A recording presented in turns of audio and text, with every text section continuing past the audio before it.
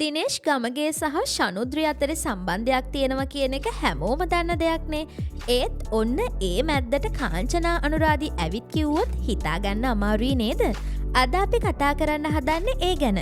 ඉතින් වීඩියෝව බලන්න කලින් අපේ channel එක subscribe කරලා අපිත් එක්ක එකතු වෙන්න කියලා ආරාධනා කරනවා. දිනේශ් ගමගේ කියන්නේ ලංකාවේ වර්තමානයේ ගායකයින් අතර අතිශය ජනප්‍රිය ගායකයෙක්. දිනේශ්ගේ සින්දු අහන්න ලංකාවේ බොහෝ තරුණ තරුණියන් කැමති. වෙනස් ආරික ගීත නිර්මාණය කරන දිනේශ් මේ පාර නම් මොකක්දෝ වැඩකට සැරසිලා වගේ කියලායි පේන්නේ. ශනුද්‍රි සහ දිනේශ් අතර සම්බන්ධයක් තියෙනවා කියන එක රහසක් නෙමෙයිනේ. ඒ දෙන්න කොහේ ගියත් එකට ගමන් බිමන් යන එකේ ඉඳලා එකට ජීවත් වෙනවා කියලත් බොහෝ රසිකයෝ දන්නවා. ඒ වගේම මෑතක රිලීස් වුණ මෝඩ තරිඳු ෆිල්ම් එකෙන් පස්සේ මේ දෙන්නගේ සම්බන්ධය ගැන බොහෝ දෙනා කතා වුණා. ඒ අතරේ දිනේශ් කැමති ටැමිල් ගෑනු ළමෙක්ට කියලා ඉන්ටර්විව් එකක කියපු කතාවක් එක්ක අපි ඒ ගැන වීඩියෝකුත් කළා. ඒත් ඉතින් ඒක යාගේ ආසාවක් මිසක් වෙන දෙයක් නෙමෙයි කියලත් ශනුද්‍රිට දිනේශ් හුඟක් ආදරේ කියලත් අපි කිව්වා. හැබැයි ඔන්න මේ පාර නම් සිදුවීම ටිකක් බරපතලයි වගේ. ඒ තමයි දිනේශ් සහ කාංචනා අතර මොකක්දෝ හුටපටයක් ගැන කතා බහක් ඇති වෙලා තියෙනවා.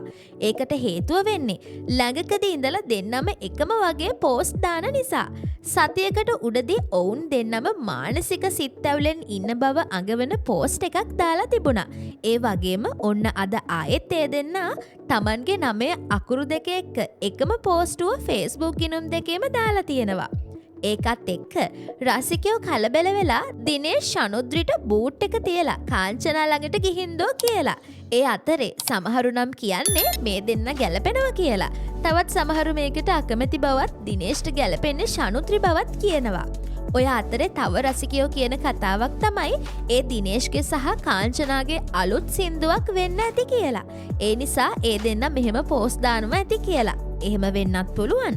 මොකද දිනේශ් සහ ශනුද්‍රි අතරට කාංචනායයි කියලා අපිට හිතාගන්න අමාරුයි. අපි බලන්නෙමු මේ දෙන්න මේ මොකටද ලෑස්ති වෙන්නේ කියලා.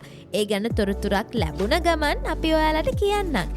එතකන් අපේ channel එක subscribe කරලා අපිත් එක්ක එකතු වෙන්න කියලා ආරාධනා කරනවා.